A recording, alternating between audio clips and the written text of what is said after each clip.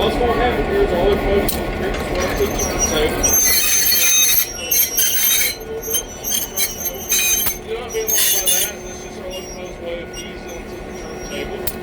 Now what's going to happen here is 17 is going to continue my direction until my side of the turntable drops again, okay? What that means is we'll be perfectly balanced on that ball bearing and balance so if you're right smack down to the table.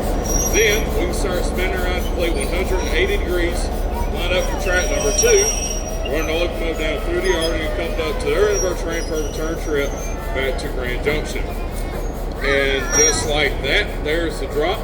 So we'll start the process of turning around. I've already introduced you myself and our trainman, Mr. Jack Peterson, that's down there in the shack helping to aid and turn our locomotive around. Your engineer for this afternoon is Mr. Travis Gordon, a lifelong friend of mine. He's pretty much watched me since I was a little baby, pretty much. So I have to put up with him on a regular basis. Y'all pray for me. But I'm just nutsing up. He's a good friend of mine. Oh yeah. Anyways, not only just that, let me not forget to start the show. Oh no, I'm sorry, I'm forgetting our conductor, Mr. Jason Business, all the way down the other end of the yard. Y'all can't see him, but he's waiting to catch the 710. But anyways, let me talk to you about a locomotive. This is National Chattanooga St.L number 710. This beautiful first generation diesel electric locomotive was built way back in 1950 by the Electromotive Division of General Motors. Yes, a car company is one that did build this engine way back in 1950. It was first built as a GP7, eventually be rebuilt to a GP9. GP in its name stood for general purpose, which means it could be used for a little bit of everything. It could be used as a switch engine in freight yards. It could be used as a road freight locomotive while freight trains on the system, and all occasional passenger trains for the NC&St.L. Now this locomotive would have somewhat of a very unusual and scattered career, as not only would go through 3 different owners, the other 2 being Louisville, Nashville, and Amtrak railroad companies.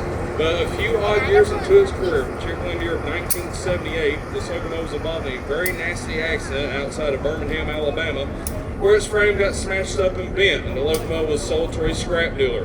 Eventually, though, it would be rescued by Amtrak, a certain final operating company, where it served a maintenance wage service until being retired indefinitely in the early 2000s. And let's see if we can get lined up right here. Let me just... there we go. Alright, I'm going to get out of the way and let them do their thing. So they're going to prep and get ready to go down through the yard and get helped up to the other end.